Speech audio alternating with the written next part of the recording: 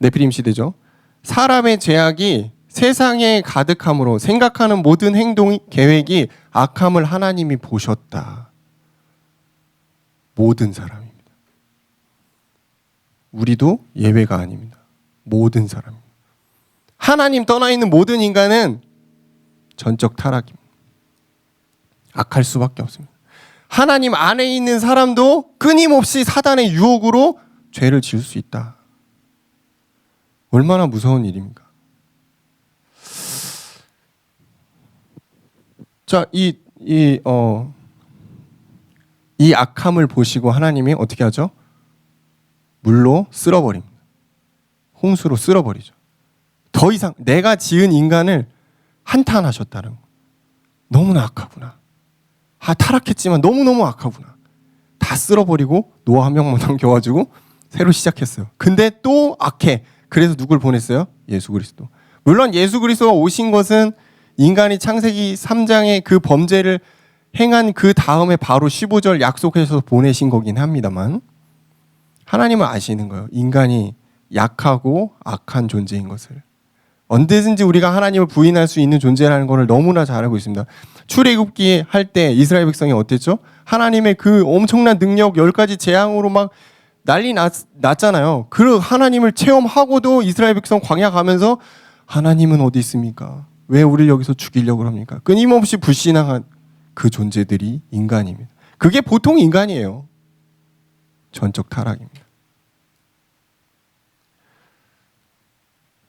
자, 로마서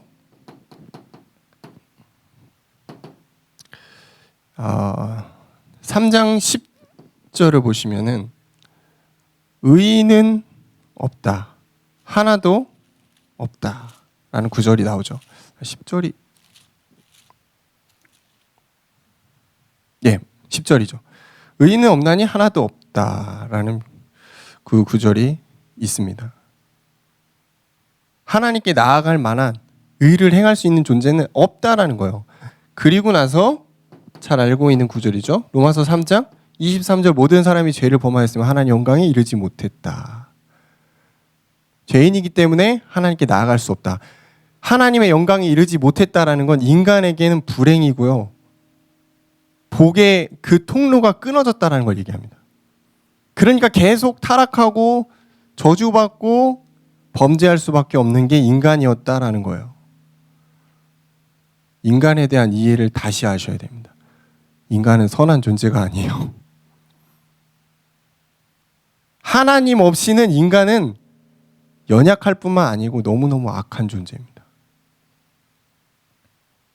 그리고 진짜 큰 죄가 뭘까요?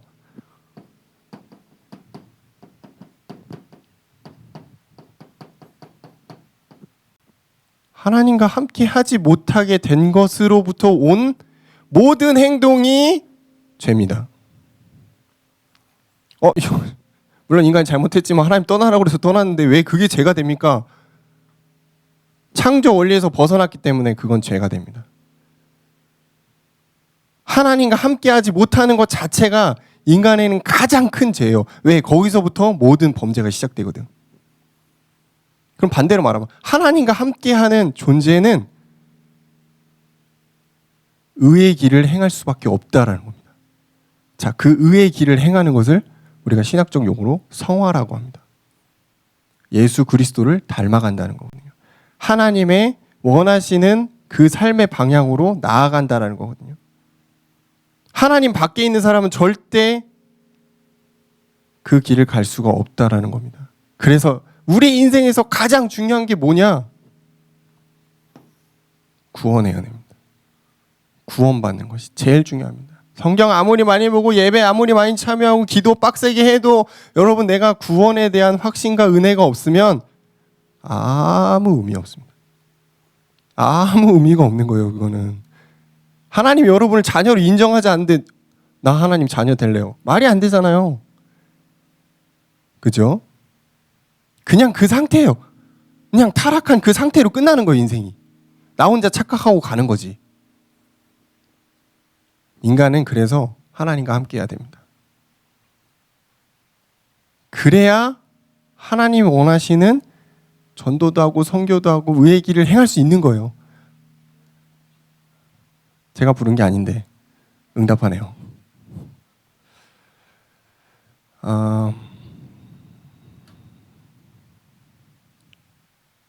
인간은 그래요. 죄의 지배 아래서 하나님과 맞서고자 하고 구원을 위해서 아무것도 할 수 없는 상태. 신학적으로는 그렇습니다. 부패하고 타락한 상태라는 거죠. 그래서 내가 이 상태였다라는 걸 깨닫지 못하는 것은 참 불행한 일입니다. 내가 여기에 대한 그 어떤 하나님과의 그 관계나 그 내용들이 없다면 한번 기도를 해볼 필요도 있다고 생각합니다. 저는 굉장히 그 삶의 어려움이 올 때 이 부분들을 자꾸 이제 돌아보거든요. 하나님이 구원을 통해 나에게 주신 은혜. 그러면은 그렇지. 내 시간표가 보여요. 그래서 다음 스텝을 갈 수 있는 거예요. 자, 그 다음에 타락한 인간을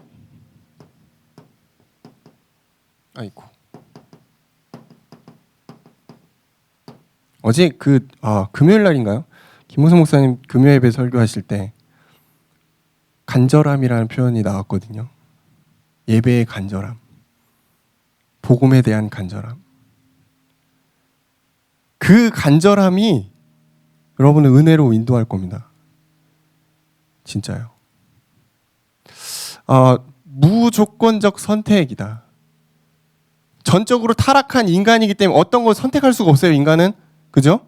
어떤 조건도 없어요. 근데 하나님이 인간을 구원하실 때 조건 없이 하나님의 의도한 대로 선택하시고 구원으로 이끄셨다라는 겁니다. 만약에 하나님의 선택 가운데 엄청 예쁜 사람만, 엄청 공부 잘하는 사람만, 또는 여러 가지 그 인간의 조건 있잖아요. 그 조건에만 인간이 구원받을 수 있다면은 불공평한 하나님이에요. 그렇죠?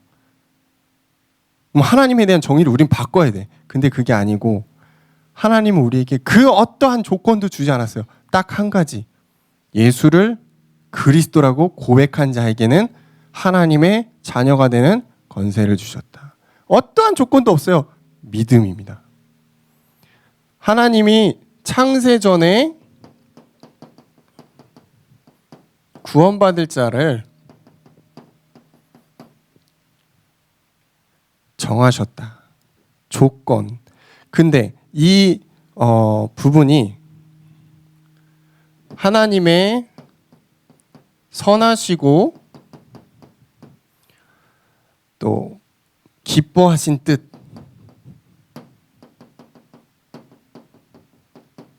하나님의 선하시고 기뻐하신, 그러니까 온전히 하나님 입장이에요. 그냥 하나님이 선택한 거예요. 그죠? 여러분도 선물 주고 싶을 때 어때요? 내가 주고 싶은 사람한테만 주는 거죠. 하나님은 그렇습니다. 여러분이 태어나기 전에 이미 여러분의 구원을 하나님 정해놨다. 그리고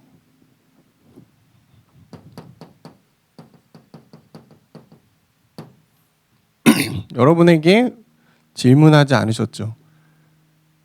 합의한 것도 아니고요. 물어보신 것도 아니에요. 그냥 이미 딱 정해놨다라는 겁니다. 불특정 다수에게 구원을 약속했다라는 겁니다. 예수 그리스도의 그 피의 보혈을 믿는 모든 사람에게는 조건 없이 구원을 여셨다라는 거예요. 자, 성경에서 확인해보죠. 에베소서 1장 4절을 보면 창세 전에 그리스도 안에서 우리를 택하사 그랬거든요. 이미 하나님 안에서 여러분이 택함을 받아 있다라는 겁니다. 그리고 디모데후서 1장 9절을 보시면 하나님의 부르심은 우리의 행위가 아니다. 그러니까 천주교는 틀린 거예요. 그죠?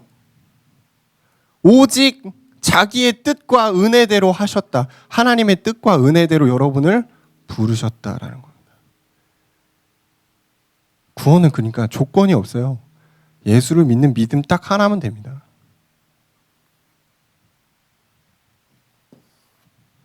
그래서 은혜라고 하는 거예요. 내가 해서 받은 게 아니니까. 그래서 은혜입니다.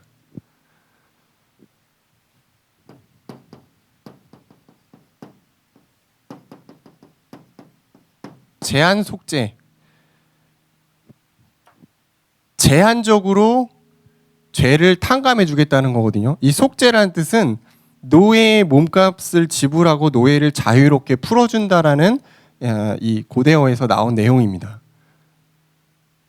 우리가 죄의 노예였단 말이에요. 사단의 노예였단 말이에요. 전적으로 타락한 혼자서는 어떻게 나갈 수가 없는 존재였기 때문에 예수 그리스도께서 십자가의 죽으심으로 우리에게 노예의 몸값을 지불하시고 자유롭게 풀어주신 겁니다. 저는 이 내용을 묵상할 때 항상 그게 떠올라요. 우리가 늪에 빠졌다고 칩시다. 아무것도 없어. 구명조끼도 아무것도 없는 그냥 늪에 계속 빠져가고 있어요. 그러면 어떻죠? 발버둥 치면 발버둥 칠수록 더 빨리 빠집니다. 타락이 그런 거예요. 타락을 하면 할수록 더 죽음으로 빨리 가는 거예요. 그죠? 그 상황에서 내가 혼자 나올 수 없기 때문에 누군가 나에게 뭔가를 던져줘서 그 절대적인 도움으로 인해 내가 그 늪에서 빠져나오는 거. 이게 구원입니다. 내가 잘해서 된 게 아니고 전적으로 누군가 나에게 도움을 줬어요. 전적으로 여러분이 예수 그리스도를 구주로 모심으로 구원을 받는 은혜를 받은 것입니다. 근데 이게 제한적이라는 거예요.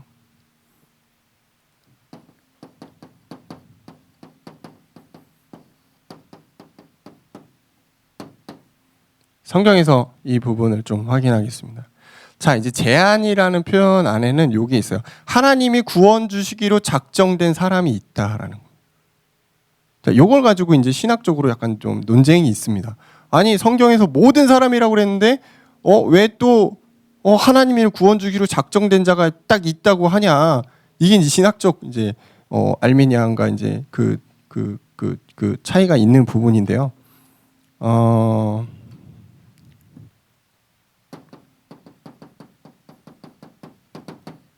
디모데전서 2장 4절 보시면은 하나님은 모든 사람이 구원을 받으며 진리를 아는 데 이르기를 원하신다 라는 구절이 있습니다. 그러면 모든 사람이 맞아요. 그죠? 하나님 원하시는 건 예수 그리스도를 보내서 모든 사람이 구원받기를 원하셨다라는 거죠. 그런데 사도행전 18장 사도들의 그 전도의 실제 역사에서는 뭐라고 나왔냐면은 구원 주시기로 작정된 자는 다 믿더라 그랬습니다. 그럼 영생을 받지 못할 사람들도 있었다라는 거예요. 그 사람들이 이 예수를 믿지 않았기 때문에 구원을 못 받았다는 말과 같은 거죠. 그럼 이제 이렇게 생각하시면 돼요. 하나님이 작정한 모든 사람들 이렇게 되는 겁니다. 여러분도 전도 현장에 이제 나가서 전도해 보시면 알겠지만 다 복음 받는 거 아닙니다. 그죠? 복음을 받아들이는 사람이 있어요. 이게 믿어지는 사람이 있단 말이에요. 그리고 그냥 불신자의 상태로 죽는 사람들도 있어요. 이건 어떻게 설명이 돼야 되냐? 아, 그렇구나. 하나님이 작정된 자들을 설정을 해놨는데 그 모든 사람들. 근데 그 모든 사람들이 지구 지금 한 80억 됩니까? 80억에서 79억일 수도 있는 거고 나는 모르는 거예요. 그러니까 우리는 복음을 전하는 거예요. 그 숫자나 그 부분은 하나님의 영역. 근데 분명히 구원을 아무리 얘기해도 받지 않는 사람들은 있다라는 거예요. 진짜 있어요.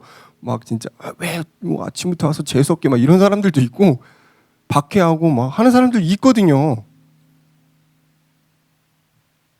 그 안에 여러분이 들어왔다라는 것입니다.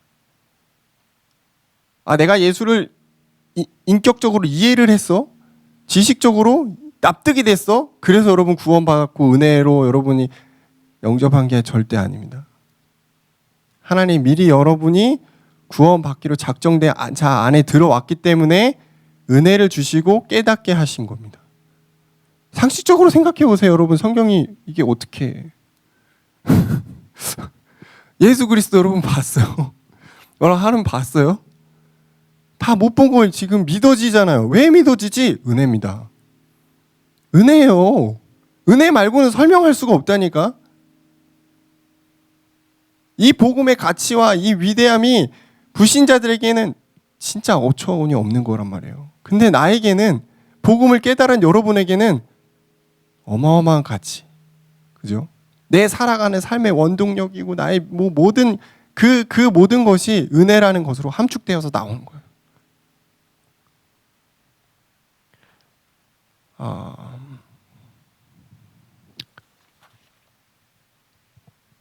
자, 이 제안의 속죄를 통해서 여러분이 구원을 받게 되는데, 이 과정에서 반드시 빠질 수 없는 게 있습니다.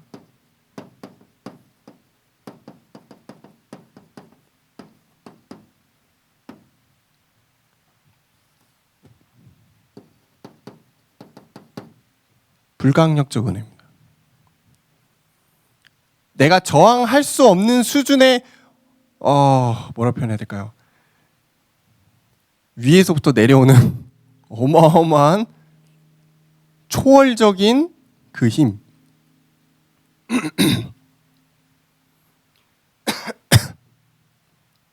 하나님이 인간에게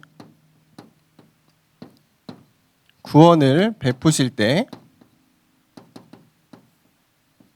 인간은 그 은혜를 거부할 수 없다. 이게 이제 그 불가항력적인 은혜의 어떤 정의 같은 거거든요. 거부, 저항할 수 없다. 어마어마한, 내가 막을 수 없는 정도의 막 은혜가 여러분에게 막 오는, 그게 불가항력적 은혜입니다. 그게 대부분 구원의 단계에서 오게 됩니다. 그러니까 내가 그냥 누가 이렇게 복음을 메시지를 줬는데 그냥 이렇게 하다 보니까 믿어졌네. 그게 아니고 진짜 여러분 요거를 갖고 깊이 들어가게 되면은 이게 어떻게 믿었지? 이거를 거부할 수가 없네. 이 은혜가 나에게 막 속된 말로 미친 듯이 나한테 막 들어오네. 감당할 수가 없네. 이거 뭐지? 그거거든요. 하나님이 여러분에게 막 진짜 막 쏟아주는, 위에서부터 오는 그 은혜. 이거 불가항력적 은혜입니다. 오늘 그 본문의 말씀이죠. 고전 15장.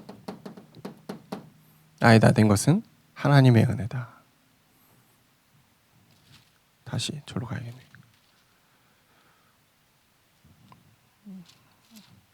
15장.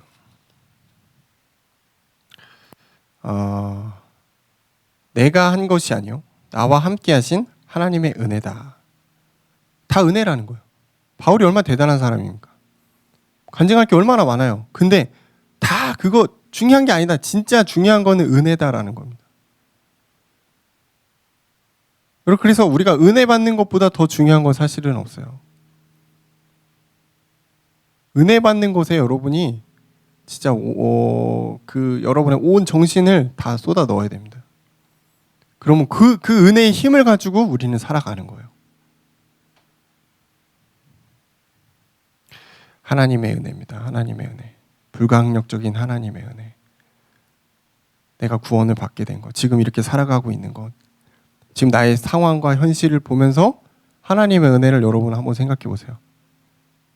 자, 이 은혜가 없으면은 하나님의 말씀 나랑 별로 상관없어요. 그죠? 나의 하루 하나님과 상관이 없어요. 은혜가 없으면 그냥 불신자랑 똑같은 인생을 살다 죽는 거예요.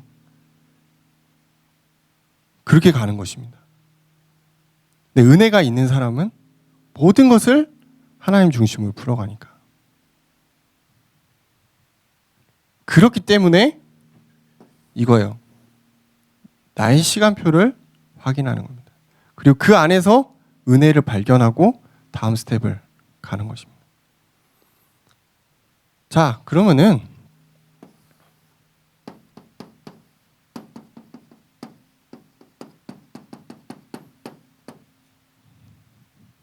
구원 받으면 끝났네.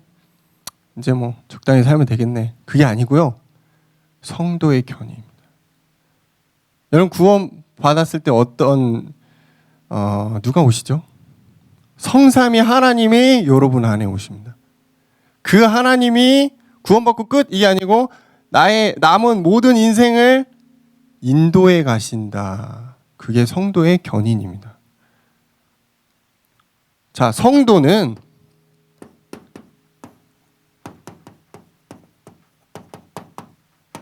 하나님이 부른 하나님의 백성이거든요. 하나님이 부르셔서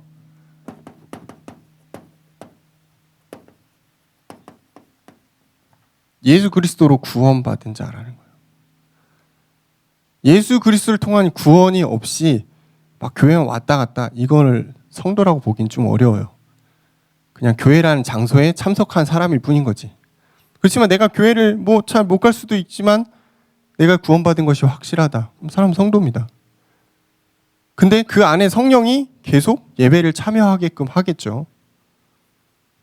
견인, 구들견 참을인입니다. 하나님이 여러분을 하나님이 원하시는 방향과 하나님의 뜻대로 굳게 끌고 인도해 가시는데 우리를 잘 아시잖아요. 원래 여기 있던 인간 아닙니까? 타락한 인간 아닙니까? 막 때로는 불신앙도 하고 넘어지기도 하고 막 심도 끊임없이 참으시는 거예요. 우리 안에 성령이 여러분을 보고 참아요. 계속 참고 기다려줘요. 그렇지만 절대 놓지 않고 끌고 가신다.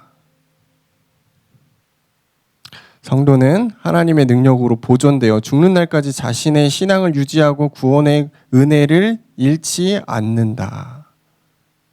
이게 하나님 여러분이 약속하신 겁니다. 그러니까 한 번 구원받은 사람은 구원이 취소될 수가 없어요. 내가 조금 뭐 범죄했다 또는 하나님 부인했다. 그렇다고 여러분 안에 성령이 떠나지 않는다라는 겁니다. 끊임없이 여러분을 기다리고 여러분이 하나님께로 나아갈 수 있도록 성령이 여러분을 붙들어 주시고 인도해 가시는 거예요. 성도의 견인입니다.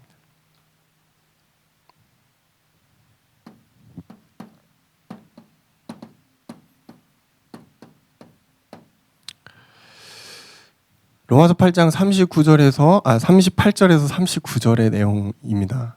하나님의 사랑을 아주 단편적으로 잘 보여주는 구절입니다.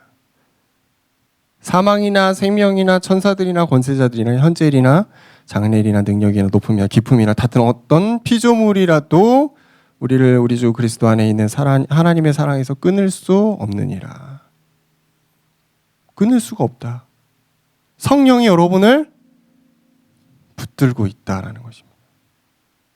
그러니까 조금 내가 넘어져 있어도 조금 여러분 불신앙하고 있어도 괜찮습니다. 그래도 하나님의 사랑은 여러분을 끊지 않아요. 끊임없이 여러분을 성화의 길로 인도하신다라는 겁니다. 하나님이 원하시는 그리스도인의 삶이 있거든요. 그리스도인의 마음이 있어요. 그리스도인의 미션과 비전이 있어요. 그거를 끊임없이 끌고 가세요. 지금에 낙심하지 마시고 제발 지금의 나의 모습에 속지 않으셨으면 좋겠습니다. 성령은 끊임없이 여러분을 기다리고 있어요. 여러분이 은혜를 간구하기를 기다리고 있어요. 하나님의 사랑입니다. 여러분 하나님과 소통하실 때 하나님의 사랑을 날마다 체험했으면 좋겠습니다. 그게 날마다 나를 살아가게 하는 힘이에요. 구원의 은혜입니다. 기도하겠습니다. 감사합니다, 주님. 오늘 구원의 은혜를 좀 자세하게 나누면서 우리의 시간표, 또 하나님의 시간표, 또 구원을 통한 하나님이 나에게 주신 은혜들을 다시 생각해 보며 하나님께 간구하며 간절한 마음으로 은혜를 갈망하는 그런 시간 되기를 원합니다. 한 주간 우리에게 측량할 수 없는 은혜를 더하시고 모든 현실을 뛰어넘는 초월적인 영적인 힘을 더하여 주옵소서. 예수 그리스도 이름으로 기도합니다.